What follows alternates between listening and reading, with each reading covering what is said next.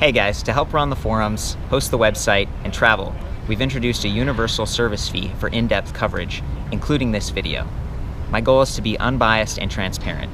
It's a privilege to serve you. This is not an endorsement. Let's get into it. Hey guys, we're burning the midnight oil here at Electricity Bikes in Washington, D.C. I'm with the owner, Charlie. Hey guys. What's going on, man? How you doing? I'm doing great. You know, this is such a cool display that you guys have, and I have reviewed bike racks in the past with my own car, but it's wonderful to have someone just give me a hand, you know, getting to demo some of these different bikes. We've actually been reviewing a couple of these. We got the Specialized Turbo Levo carbon fiber right here, and then we've got the Como right there too. So the bike rack, this is the Thule EasyFold XT2, second generation, and the real benefits of this thing is that it's got this ramp that stows right there in the center area. I don't know how to describe that. I'm going to show it a little bit later. And then these platforms, they actually fold up into the center, so it gets really narrow. And this thing can be wheeled around. There's actually wheels built into the bottom of it. It's just fantastic. And there is a license plate holder right there. So we actually put a plate on just for fun to show that off. That's kind of a big deal because I've actually gotten pulled over with my Kuat NV, which is an awesome bike rack on its own, but I got pulled over in California because you're supposed to always like be able to see your license plate, and that rack doesn't have a real obvious place to mount the plate. So I love that Thule thought that through, and honestly, it really feels like they thought everything through, and thank goodness, considering this thing is like $750. It's a lot of money, right? But if you've got electric bikes and they're heavy, and they're expensive, you might want help loading them up. You might want a rack that is aerodynamic. Hitch racks tend to position the bikes behind your car, so they're not going to be on top and get bonked off if you forget and you drive into your garage, or maybe you go to the drive-through, you get some food or something at Mickey D's. That's always a risk, right? You're kind of hungry and you're a little bit like confused about what just happened if you went for a big ride. So I like these, and they're very aerodynamic. They're efficient. I love that this one has the reflectors built on to the corners, so people are going to be able to see you a little bit better. Apparently, maybe the European version, they have like actual lights that can kind of connect to this thing, and you can wire them, you can plug them into your car, and then they would be like brake lights. I haven't seen that in the United States, but they do have some really cool accessories, including this like carbon fiber frame protector. So the way that this works is if you do have a carbon fiber frame, which we do here, and you want to take really good care of it, you just, you know, put that around the tubing, and then the little bungee connects to the other side, and it spreads out the force of that clamp. And this might stay a little bit cleaner, right? Like if this is kept inside your car, but you leave the hitch rack mounted to the outside of your car, you can get some dust in there and stuff, and that can scratch the frame. So that's a really thoughtful accessory. I mean, they've just done a great job. There's even like a little bag that you can put the whole thing into, so back to cleanliness if you don't want dust and stuff getting on the rack when it's all folded up. So they sell that on the website, or you can go into a dealer like we're at now and, you know, get kind of demo one of these and maybe see if it works with your car. Comes with 2 keys. They just look like standard keys to me. I don't know, what's it called? The one lock, is that right, Thule? The single lock, single key system, yeah. Yeah, so people that already have like a Thule roof rack and they've got a key for that, they could get this thing like kind of key to like with the one key. I think you can order the cores. The core, yeah, right. So I'm going to try to point those out real quick for you. We've got one locking core here on the short arm, one on the longer arm, and then there's actually this really cool locking feature down here with this knob. So you kind of unscrew it and it loosens up a little bit, and then there's this lever, and that lever pokes in through the little pinhole. So on the other bike racks I've had, they had like a completely separate pin that kind of flopped around a little bit more, and it had like a lock built onto it. Whereas this one, it's got the twister piece here. I absolutely love that it fits both 1.25 inch and 2-inch hitches. It's got this little adapter piece in there. So it's straight out of the box. It's a very versatile rack. The maximum weight capacity of this rack, I think it was like 130 pounds. 130 pounds, 65 pounds per bike, right? And that's, for e-bikes, like that's pretty good. I think the Turbo Levo Expert here, being that it's full suspension and stuff, it weighs a little bit more. This was like just about 50 pounds. And then the Specialized Turbo Como over there, maybe 55 pounds. So, you know, 65, that's enough to handle a couple bikes. In Europe, they might have like a 3-bike rack. Again, I haven't seen that one here, but they don't have a 4-bike rack. And that's something that, with the Kuat Envy that I was talking about before, it does offer that, but it's a lot heavier. That rack's I think it's like 54 pounds, whereas this one we just weighed at 42.5 pounds. The Thule website said 45. So they were kind of being generous with their weight, and I appreciate that honesty, because when you are potentially lifting this rack and trying to move it around, it's a little bit of weight. And the idea is you can actually take the whole rack off of your car, stow it, and then put it inside your car. And that prevents theft. It keeps it cleaner and stuff. And then back to the license plate situation. I don't know if you can get an extra license plate or how that would work, but there's a lot that goes into this rack here. So you can see we have the inner bike, which you always try to put the heavier bike closer to the vehicle. It's got these straps right here, and it's kind of pulling the bike down and towards the center of the frame. These don't slide like they do on the Kuat rack that I keep talking about, but they've got these little ratchets here, so I can kind of undo this, I think. Do I push it down, Charlie? Yeah, like that. See, he had it pretty tight. See how it can ratchet down? Like that's a pretty cool feature. It reminds me of snowboarding or something. And then when the straps are completely like free and maybe you don't have a bike on them, they actually tuck in and they stay out of the way like this, right? There's like a little, you can feed it through itself. One of the things I've noticed with a lot of the other bike racks that have these straps is they kind of flap around and there's nowhere to like tuck them in like that. So when you're loading bikes, the straps are getting bent around and they're just, kind of tinking on your spokes. It's a bit annoying. So little details like that. I mean, this thing is so well thought out. It even has a feature where if you push down on this gray, I don't know, it's like a big button thing, the whole rack tips out. Okay, and I can't demonstrate that with the bikes on because we've just got this demo platform here. It would need to be connected to a vehicle or it might tip. But that's pretty amazing to be able to tip both of the bikes out like that. So if you have like a hatchback trunk on your automobile, you're going to be able to open that and get to your stuff. There's even an accessory. It's kind of like a swinging door thing. So you mount this bar and then you mount the rack, and that bar can actually tilt completely out of the way. So if you have a van where the van doors open like this, or you have a truck where the bed folds down like that and you want to swing the whole rack out of the way. Did you say it was a couple $100 for that? For the swing adapters, there's several different brands, but yeah, okay. $250, $300, depends on the brand. That's not bad. When coming back, it does start to add up, but that was a pretty heavy duty, big, piece of equipment, something that you might need to factor in when you're coming down to like your specific vehicle and your needs that way. Again, just the ramp is a big deal for me because of the bikes that are a little bit heavier. You're still kind of lifting them up. In my experience, a platform rack is still a lot easier than lifting way up on your roof.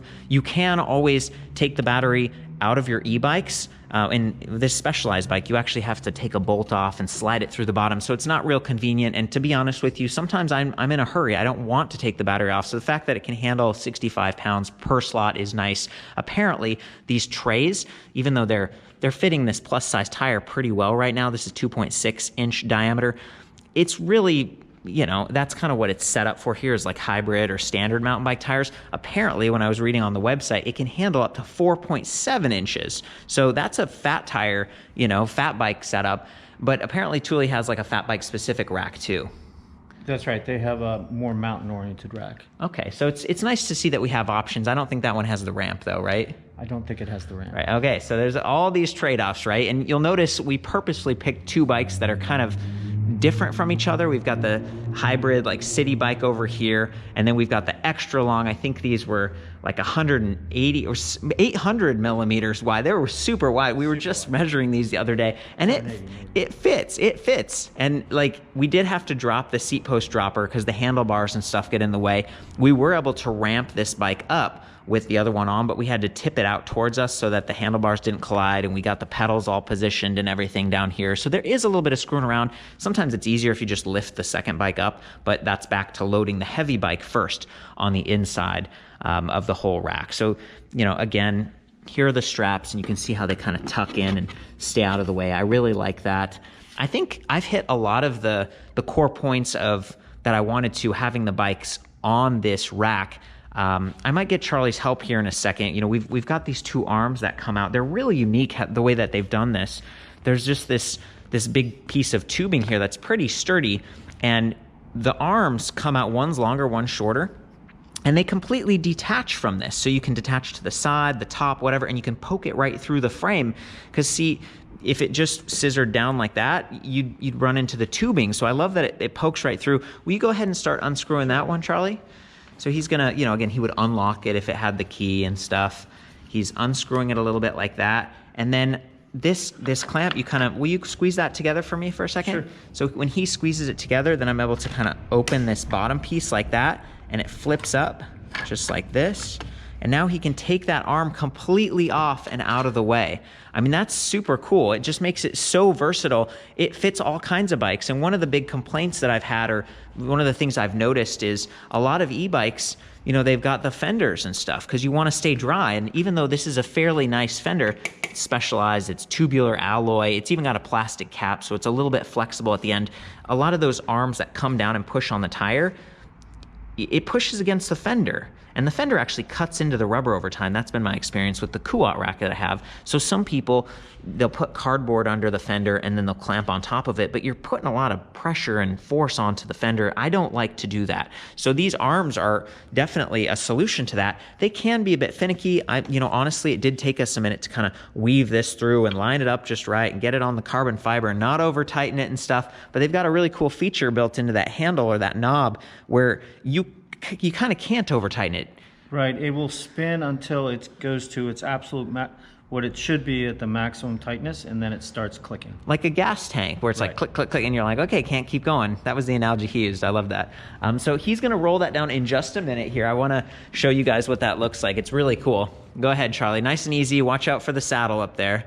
It's the pedals are the ones that you got to watch out for. Yeah, and just real easy. I mean, it's working.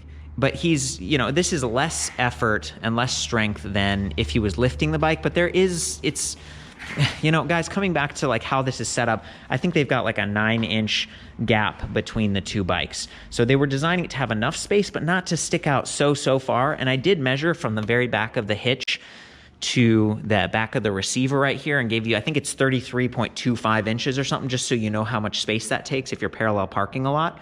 I've done a bunch of measurements on this, including the weight that I talked about and the folded and unfolded dimensions.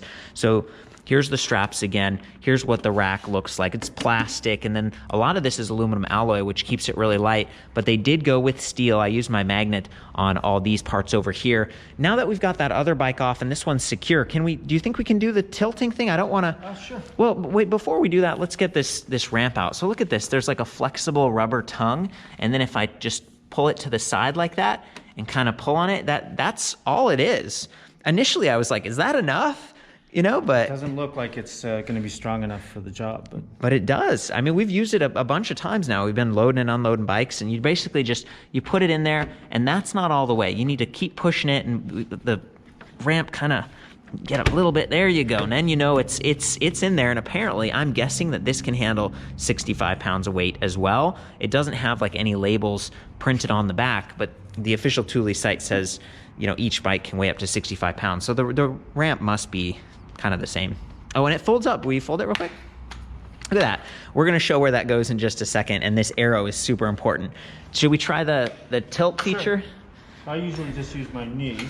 Okay, so he's opening it right there, and then the whole thing is tilting towards him, and thank you so much for holding it delicately like that, because we don't want to lose our platform. But this is what it would look like. So the back of your SUV would be right here, and then you can open the hatchback on your trunk. That is so cool. And then here, check this out, while we've got it down. See how there's a white arrow right there? Little piece of plastic sticker, and there's an arrow right there. You gotta line them up like this, kind of set it in, make sure it's lined up like that, and they touch each other. And then when he folds it back up, I'm actually gonna push this down a little bit, because the key is you don't want these plastic pieces to collide. Will you lift it up slowly, Charlie? So he's going up. Yep, I think we're good. Okay, and those arrows are still lined up, and keep going. We look at these little knobs here. And then you almost have to, yeah, there it is. Great job, great job. So just so cool. Thule has an awesome video on their website that goes over all this, but they don't talk at all. And they really don't go into quite as many of the little nuances and details, and they aren't gonna tell you the kind of the trade-offs of this rack system, which to me is the price. This is more expensive than the Kuat NV, which is an expensive rack all on its own. And this doesn't have the cool repair stand. So the Kuat, it actually, the ramps don't flip up like this. The whole thing flips towards your car like that. And then that can block your tail lights, question mark. Whereas this one, it folds up into the center, so the tail lights are really visible, but the license plate isn't, and that's why they got the license plate adapter. This doesn't have the mobile bike repair stand thing. So the Kuat has this little piece that goes in and then an arm that sticks out. It's kind of like an option that you can take off, and it has like a clamp at the end. So you could do trail maintenance while you're out and about, and I think that's a really cool, innovative feature as well. I guess it just comes down to what type of customer, like who buys this, Charlie? So most of our customers we tend to have a lot of older customers, and it's not that they can't lift the bike up on the rack, but they think maybe in a few years I might have difficulty getting up there, and showing them how the ramp works with the walk feature. Yeah. That's usually, we didn't even talk about that. Yeah. Both of these bikes have walk mode, and so that's right. where the motor like gently turns on and it'll push itself up the ramp. Up the ramp, and that's that's an issue for a lot of folks, not just older folks, but anybody who has range of motion or potentially injured, alter-abled, not able to get that 65-pound bike up on the rack. It's a challenge. This is a great fit because you're right. Some people who use e-bikes, the whole point is I was struggling with my traditional acoustic bike, and Right. I wanted something that would, take the edge off, and I could climb hills and do all that. But just getting the bike to the trail becomes the next challenge. And so a rack like this is like totally solving it. And again, just props to Thule. Like this is really, really well thought out. I was impressed. Like my procedure, I guess, when I review products is I spend a lot of time, look at the website and I talk to staff, and then I look at it myself. I measure it, I weigh it, and we kept coming into these cool features. And I was like, whoa, they thought of this, they thought of this. Like, this is pretty cool. I was impressed. So let's see. I think from here, I'm going to just make a cut. We're going to take that last bike off, and then we might even take the rack off of the fake receiver here. And again, it's a pretty simple process. You unscrew this, you pull this out, and then you just kind of grab here and here and you wiggle it out and it comes out. So we're gonna do that, and then I'll cut back in. And this was the other feature that we talked about earlier. There's like these handles right here. You don't have to press any buttons now, like to fold it or to unfold it. That's it. It just kind of has these two like kind of stick positions. The aluminum alloy on the bottom and everything, meant to be really lightweight. Love that design. I'm gonna fold the other side up like that. And look, it comes together like a handle in the middle. And there's even these reflectors are kind of like handles, and this can kind of act as a handle as well. So we're pretty close here. That is loose. And we've got this piece right here. Charlie, will you film me for a second? Sure. So just kind of looking down here, open that like that, kind of wiggle it around like this. There we go, okay. There it is. 42.5 pounds. I'm not the strongest guy in the world. I'm a 135-pound guy, right? I work out, but this is okay, right? It's not so overwhelming. And I can set this down carefully, lift with the knees, right? And then come over here. This is so cool. There's like another lever. So you pull that, and then it sort of folds up like this. So look how compact this thing is getting, and check out the wheels, right? Like that is so awesome. So this is what you roll it around on, and then here are the other touch points down here. I think these might be steel, a little bit tougher as well. So just kind of tip it forward, whoop, like that.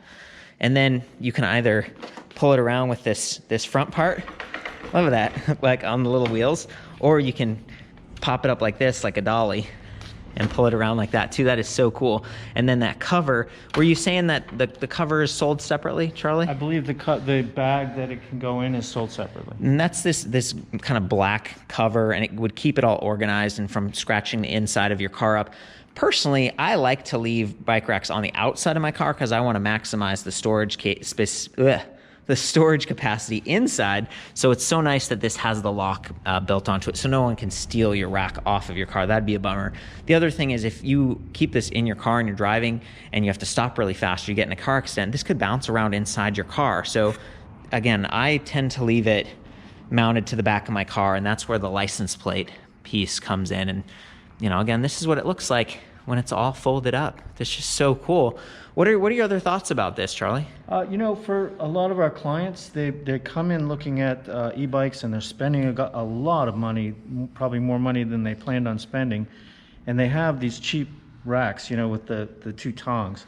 Oh, and yeah. Yeah. So we show them this because they're really, they've invested a lot of money, and those kind of tongy racks, they're not rated for the e-bikes. You're talking about there's like loops at the ends, and there's... Yeah, they have the two forks, and you're supposed to put it through so the top tube of the bike rests on it. Oh, you're talking about like a hang style rack. That's right. I was even talking about hit tracks. There are hit tracks on Amazon that are a couple $100, Exactly. but they don't have locks, and they don't they just have these loops that you put the wheels into, and they aren't rated for as much weight. And it's very few bike racks are actually rated for e-bikes and designed around e-bikes. And have a ramp. And there are very few. You know what? That's the other thing I meant to say. So I just recently reviewed or did like a quick little video update for the Kuat NV, and they do sell a ramp now, but it doesn't fold and it doesn't really stay on the rack. So I have to just like put it in my trunk, and I've got this big piece of metal that could be flopping around. And back to that, like stopping fast or getting in a car accident, I don't want a piece of metal flying around in my car. So I like that all this stays separate. However, this is locked to your car, but someone could unfold it and steal your ramp. I don't know. Thule probably sells those separately. If you need and one. I think they kind of have to know that there's a ramp there in the first place. Do we just give it away? Oh man, Yeah. What are they going to do with the ramp anyway? So, the point being, like, everything has like little trade-offs and stuff, but I think Thule's done a great job. They have a limited lifetime warranty on this. So, Right. Thule's a huge company. They have backpacks. They got all kinds of rack systems and stuff. They've been around since like 1943 or something. It's a really It's a great company. well-established company. And to your point, I mean, how much is that Como over there? So that's about a $4,100, $4,150 for the Como. Okay, now tell me about the Levo expert over here, carbon fiber. They're up above $8,000. Only So $8,000, yeah. right? Yeah. So then it starts to feel like maybe it's worth investing in when you've got like such a beautiful bike, and you don't. Have you ever had an experience with like dropping? Sure. I actually had a bike fall off my rack because I put it on wrong. It was a Stromer, and that's like a $6,000 bike. Got a little scratched up. What about you? We've had clients where we've seen the bike come off the rack right when they were leaving the parking lot. Oh no! And you just want to go. So yeah, but that's usually where demonstrating this, even though they want to say like, I've already spent so much money on my bikes, I don't want to spend more on a bike rack. So we feel duty bound to show them this. Yeah. Just so they know how easy it can be. Well, I hope we've been fair. I've tried to be thorough and exhaustive in my look at this rack system. I welcome your feedback, your questions, suggestions, tips, things that I missed maybe can help other people avoid that sad experience of having your bike fall off the rack. I really appreciate that in the comments and stuff, and I'll like heart it or pin it to the top if we miss something completely. I feel like that's about it. Is that right? Okay, you guys, have fun out there. I love ya. Ride safe. We'll see you next time. See you guys.